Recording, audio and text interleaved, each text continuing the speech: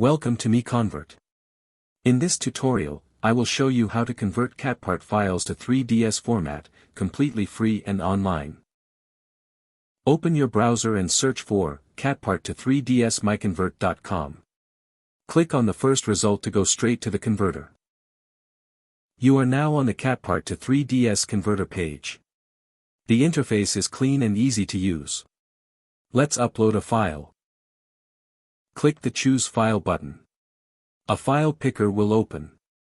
Select the CATPART file you want to convert, then click Open. Your file is loaded and ready. You can see the file name, size, and destination format. Click Convert now to start the conversion. The conversion is in progress. You can see the progress bar moving.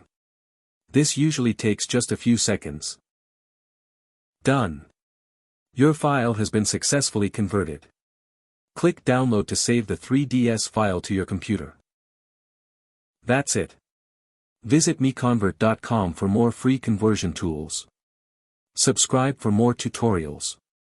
Thanks for watching.